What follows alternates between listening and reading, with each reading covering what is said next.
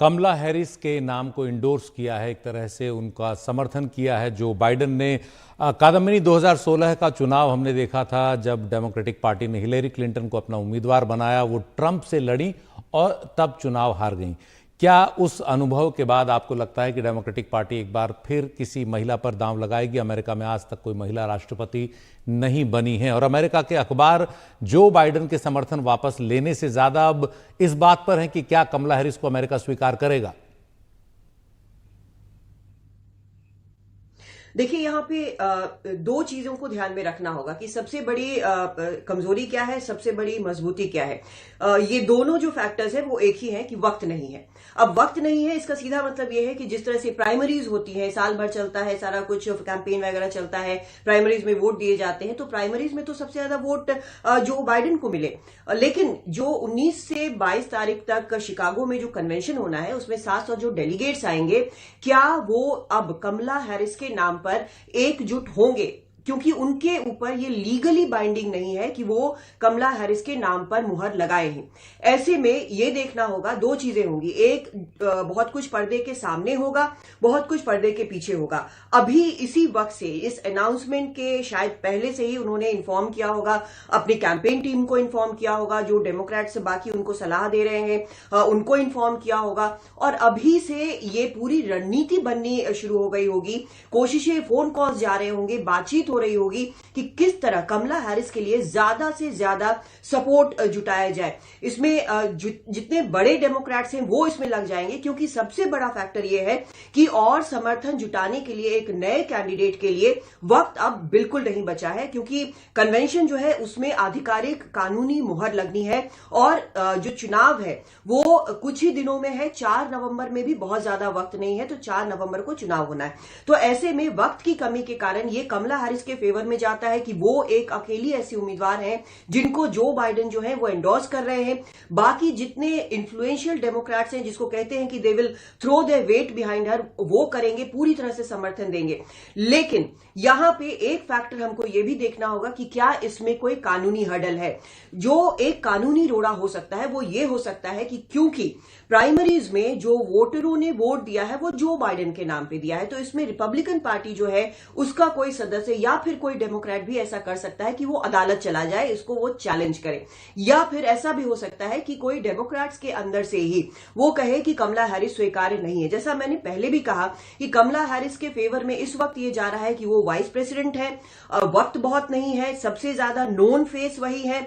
जो सर्वेज किए गए हैं उनमें ट्रंप के सामने वो बाइडेन के मुकाबले ज्यादा मजबूती से खड़ी नजर आती हैं। लेकिन जो ड्रॉबैक्स है उनके, वो ट्रेडिशनल अमेरिकन पॉलिटिक्स के कारण है, क्योंकि अमेरिकन पॉलिटिक्स में अभी तक किसी महिला को राष्ट्रपति बनने का मौका नहीं दिया गया। अगर आप एशिया की बात करें तो चाहे भारत हो, बांग्लादेश हो, पाकिस्तान हो, थर्ड वर्ल्ड कंट्रीज कहे जाते हैं, लेकिन यहां पर महिला प्रधानमंत्री हुई हैं और बहुत मजबूती से हुई है। लेकिन अमेरिका जैसा डेवलप देश, जो कि इतना पुराना डेमोक्रेसी है, वहां पर अभी तक किसी महिला को मौका नहीं मिला है।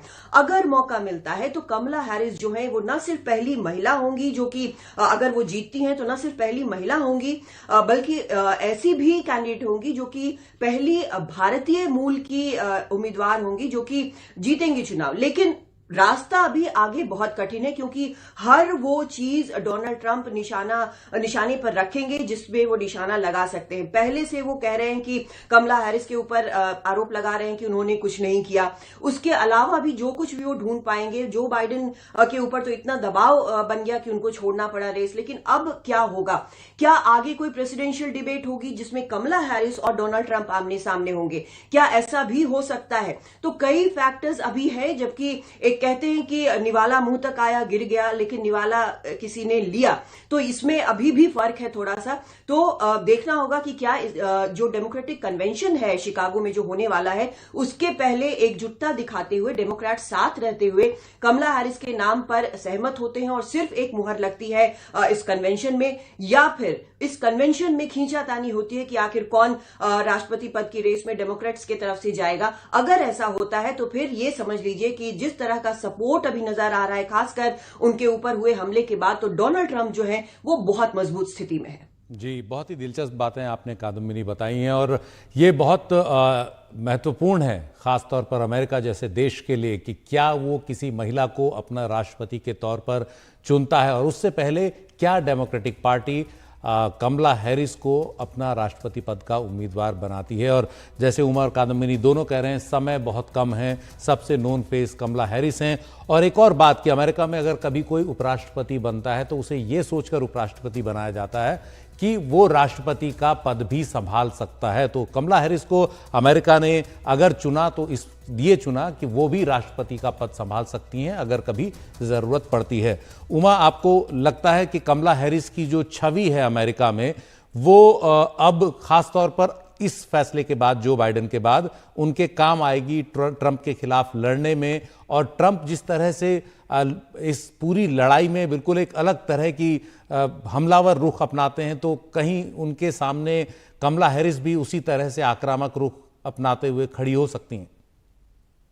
जी देखिए, जो बाइडेन रेस से क्यों हटे हैं, क्योंकि जो बाइडेन के ऊपर उनकी उम्र की वजह से, उम्र दराज होने की वजह से ये देखने को मिला कि वो ट्रंप के सामने न सिर्फ पहले प्रेसिडेंशियल डिबेट में, बल्कि लगातार वो भाषणों में भी पिछड़ते नजर आए। कई बयानों में उनकी जो भाषा है वो स्पष्ट नहीं होती है और इन सब वजहों से ये लगने लगा कि वो ट्रंप के सामने टिक नहीं पा रहे हैं। तो अब जबकि कमला हैरिस के नाम पे अगर मुहर लग जाती है औपचारिक तौर पर, जब वो मैदान में होंगी, तो जाहिर सी बात है कि उनको वो दमखम दिखाना होगा, वो अग्रेशन दिखाना होगा जो बाइडेन में लैक कर रहा था, उनमें वो नजर नहीं आ रहा था। और आपने सही कहा कि ट्रंप कैंपेन को लेकर बहुत आगे जा चुके हैं और खासतौर पे बटलर में, पेंसिल्वेनिया में जिस तरह से उन पर हमला हुआ, उसके बाद से जिस तरह से उनको उनकी कैंपेन टीम को जो फंड मिल रही है, जिस तरह से उनकी लोकप्रियता का ग्राफ जो है वो ऊपर उठा है, उन सब के सामने कमला हैरिस को अपने आप को प्रूव करना होगा। और ये भी एक बड़ी सच्चाई है कि फिलहाल कमला हैरिस ही वो शख्स नजर आ रही हैं जिनका एक हद तक नाम है और जो वाइस प्रेसिडेंट रही हैं और इस बार भी वाइस प्रेसिडेंट की कैंडिडेट थी। तो डेमोक्रेटिक जो लीडर्स हैं वो अगर आपसी झगड़े झंझट में ना पड़े, जैसा कि पहले भी मैं कह रहा था कि एक बार अगर उनके अंदर एक आम राय बन जाती है तो जो फाइट देना है वो ज्यादा आसान होगा। लेकिन अगर वो आम राय नहीं बनती है, खींचतान में पार्टी जाती है, तो फिर नुकसान जो है वो पार्टी का ही होगा।